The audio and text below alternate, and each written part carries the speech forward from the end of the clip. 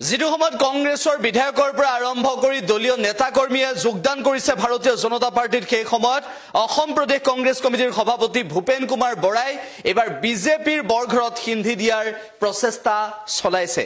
ভূপেন কুমাৰ বৰাই বিজেপিক শেষ কৰিবলৈ নতুন ৰণকৌশল যুগুত কৰিছে আৰু সেই ৰণকৌশল অনুসৰি লোকসভা নিৰ্বাচনত বিজেপিক এবাৰ হলঠেকত পেলাব ভূপেন কুমাৰ বৰাই। আমি সবিশেষ জনাবলৈ গৈছো ভূপেন কুমাৰ বৰাই এই সন্দৰ্ভত বিস্ফোৰণ ঘটাইছে। শেহতীয়াভাৱে ভূপেন কুমাৰ বৰাই এই সন্দৰ্ভত নতুন ৰণনীতি প্ৰস্তুত কৰিছে কংগ্ৰেছৰ তৰফৰ পৰা।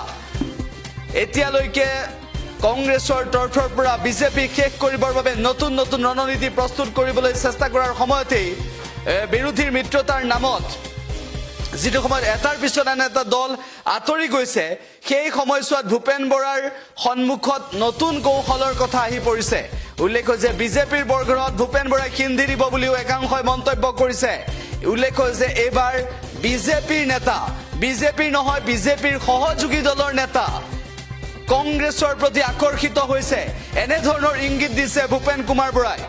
উল্লেখ যে যিটো সময়ত আম আদমি পাৰ্টি তৃণমূল কংগ্ৰেছে কংগ্ৰেছক বাদ দিছে আৰু কংগ্ৰেছৰ পৰা আঁতৰি যাবলৈ আৰম্ভ কৰিছে, সেই সময়ত ভূপেন বৰাই এনডিএৰ সহযোগী দলৰ নেতাক ক্ৰয় কৰিবলৈ, এনডিএৰ সহযোগী দলৰ নেতাক কংগ্ৰেছৰ প্ৰতি আকৰ্ষিত কৰিবলৈ উঠি পৰি লাগিছে। উল্লেখ যে বিজেপিৰ টিকট বঞ্চিত বিসম্বাদী নেতা এপিচিচিত যোগদান কৰিব নেকি, অসম প্ৰদেশ কংগ্ৰেছ কমিটিলৈ আহিব নেকি। ইতিমধ্যে অসম প্ৰদেশ কংগ্ৰেছ কমিটিয়ে কোনটো সমষ্টিত কোনে প্ৰতিদ্বন্দ্বিতা কৰিব সেয়া এতিয়ালৈকে প্ৰকাশ কৰা নাই। নগাঁৱত কোনে প্ৰতিদ্বন্দ্বিতা কৰিব, যোৰহাট কাৰ হ'ব, ডিব্ৰুগড় লোকসভা সমষ্টিত লুৰিণজ্যোতি গগৈক এৰি দিবনে নিদিয়ে, লখিমপুৰত কোনে খেলিব, শিলচৰত কোনে খেলিব, কৰিমগঞ্জৰ প্ৰাৰ্থী হ'ব কোন কংগ্ৰেছৰ, দৰং ওদালগুৰিত কোনে নিৰ্বাচন খেলিব, বৰপেটাত কোনে নিৰ্বাচন খেলিব, ধুবুৰীৰ প্ৰাৰ্থী হ'ব কোন, এইবোৰ বিষয়ক লৈ এতিয়ালৈকে ভূপেন কুমাৰ বৰাই যিটো সময়ত কোনো ধৰণৰ মন্তব্য কৰা নাই বা অসম প্ৰদেশ কংগ্ৰেছ কমিটিৰ তৰফৰ পৰা একো তথ্য সদৰি কৰা নাই, সেই সময়ত ভূপেন কুমাৰ বৰাই বিজেপিৰ বৰঘৰত সিন্ধি দিবলৈ চেষ্টা কৰিছে বুলিও একাংশই মন্তব্য কৰিছে। উল্লেখ যে এনডিএৰ সহযোগী দলৰ নেতাক কংগ্ৰেছৰ প্ৰতি আকৰ্ষিত কৰি কেনেদৰে কংগ্ৰেছত যোগদান কৰাব পাৰে তাৰ বাবে চিন্তা চৰ্চা কৰিছে অসম প্ৰদেশ কংগ্ৰেছ কমিটিৰ সভাপতি ভূপেন কুমাৰ বৰাই। ভূপেন কুমাৰ বৰাই কেনেধৰণৰ ৰণকৌশল প্ৰস্তুত কৰিছে, কিছু মন্তব্য আছে আমাৰ হাতত, সেই মন্তব্য আমি শুনাই ল'ব বিচাৰিছো। আমি 11 তাৰিখে সন্ধ্যালৈ কৰিম, 10 তাৰিখলৈকে আমি ৰৈ দিছোঁ।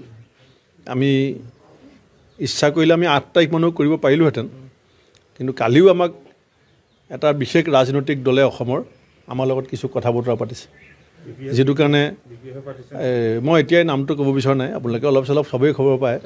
আমি কথা বতৰা চলি আছে, নতুন নতুন প্ৰস্তাৱ আহি আছে, বিজেপিৰ লগত থকা বহুতে খং এৰিব বিচাৰি আছে।